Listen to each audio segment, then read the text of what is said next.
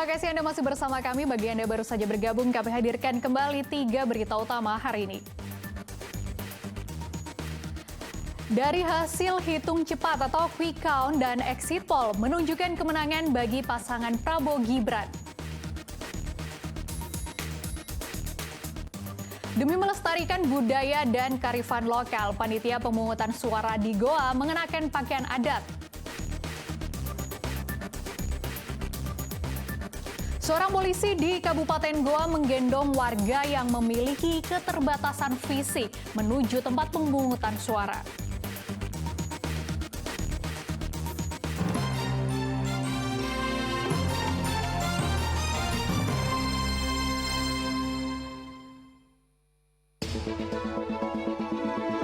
Kita ingin kesulitan ini berubah menjadi kemudahan. Saya komit, saya siap melanjutkan semua strategi untuk menjaga demokrasi berjalan dengan baik.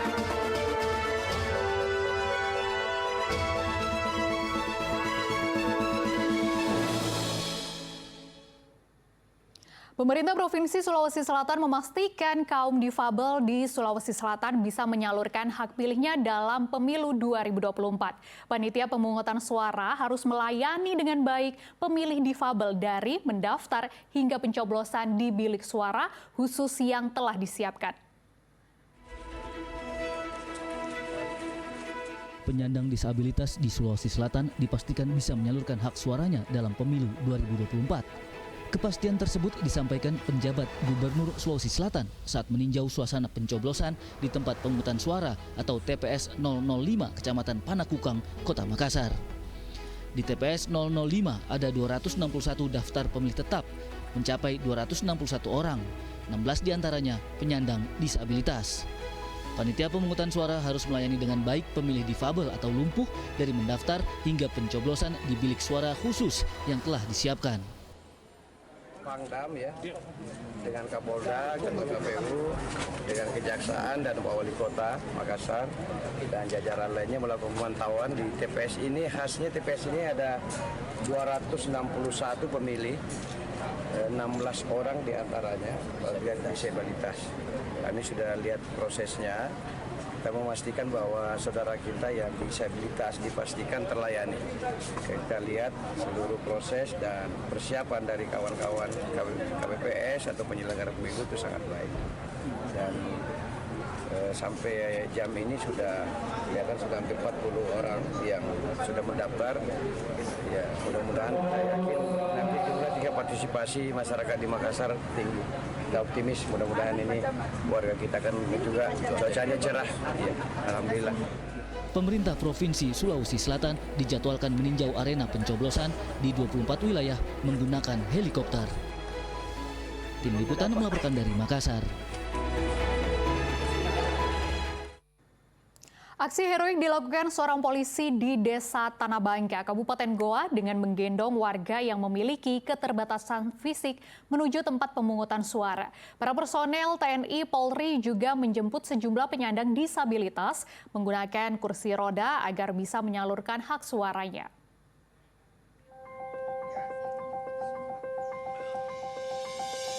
Beginilah kepedulian polisi mengawal jalannya pesta demokrasi. Anggota Babin Kamtipmas di Desa Tanah Bangka, Kabupaten Goa, menggendong warga yang memiliki keterbatasan fisik menuju tempat pemungutan suara. Bribka Aswin Jahar menjemput warga dan menggendongnya sejauh 300 meter. Para personel TNI Polri juga menjemput sejumlah penyandang disabilitas menggunakan kursi roda menuju TPS. Selain kami mengamankan TPS, kami juga membantu warga yang mengalami keterbatasan fisik untuk kami menjemput dari rumah dan mengantarkan ke TPS untuk menyalurkan hak suaranya. Ada sekitar 7 orang yang kami antar sampai ke TPS. Harapannya pada pemilu tahun ini siapapun calon yang terpilih mulai dari presiden dan wakil presiden hingga anggota dewan harus lebih peduli dengan warga yang memiliki keterbatasan fisik atau penyandang disabilitas. Tim Liputan melaporkan dari Kabupaten Goa. Sejumlah penumpang kapal yang merapat di dermaga Pelabuhan Nusantara Kota Parepare gagal menyalurkan hak suaranya. Kapal yang ditumpangi dari Balikpapan, Kalimantan Timur itu terlambat tiba di dermaga pelabuhan diduga karena cuaca buruk. Ratusan penumpang kapal dari Balikpapan, Kalimantan Timur merapat di dermaga Pelabuhan Nusantara Parepare sekitar pukul 10 pagi. Para penumpang tersebut tidak dapat menggunakan hak suaranya pada pemilu 2024 karena terlambat tiba dari jadwal semula yang seharusnya bersandar pukul 7 pagi. Seorang penumpang asal Makassar mengaku akan mencoblos menggunakan kartu tanda penduduk jika memiliki kesempatan mendatangi tempat pemungutan suara. Namun ternyata kapal telat bersandar sehingga dirinya tidak sempat menuju TPS. Karena perjalanan Parepare ke Makassar butuh waktu 4 jam. Sedangkan TPS dibuka hingga pukul 1 siang. Rencananya mau ikut pemilihan juga atau gimana, Pak? Mau ikut pemilihan tapi terlambat Pak kapalnya datang. Jadi apa kendalanya sekarang ini? Ya. Apa kendalanya sekarang ini? Kendalanya ya aku mau naik travel Pak. Tapi kalau dihitung waktu nggak dapat atau Tidak dapat kayaknya Pak. Kalau dapat ya sempat aku memilih Pak kalau sempat. Kalau sempat ya? Iya. Tapi ini karena situasi ya? Situasi Pak. Kapal terlambat tiba diduga karena cuaca buruk di laut. Suardi Gatang melaporkan dari Parepare. Komisi Pemilihan Umum Kota Makassar memusnahkan 207.372 surat suara pemilu 2024 dengan cara dibakar. Pemusnahan surat suara yang rusak atau tidak layak ini meliputi surat suara pemilihan presiden, DPR RI, DPD, DPRD Provinsi, dan DPRD Kabupaten Kota. Ada 207.372 surat suara pemilu 2024 dibakar oleh Komisi Pemilihan Umum Kota Makassar di halaman gudang logistik KPU Makassar, Jalan Insinyur Sutami. Pemusnahan surat suara yang rusak atau tidak layak ini meliputi surat suara Pilpres, DPR RI, DPD, DPRD Provinsi, dan DPRD Kabupaten Kota. Untuk Kota Makassar terdapat 5.302.425 lembar surat suara, termasuk surat suara cadangan 2% dari 1.036.941 daftar pemilih tetap.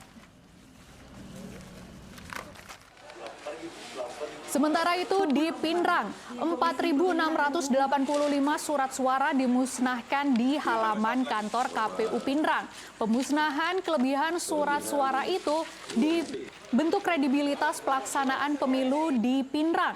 Selain kelebihan surat suara dari percetakan, ada pula surat suara rusak hasil penyortiran turut dimusnahkan.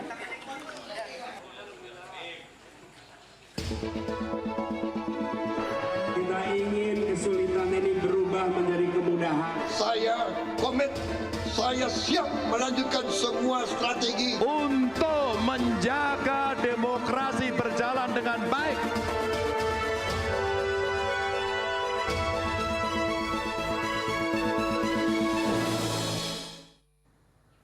Laporan tadi mengakhiri berita Makassar hari ini. Semoga hasil pemilihan umum 2024 ini membawa kondisi bangsa dan negara yang lebih baik. Saya Fren Mariana, sampai jumpa.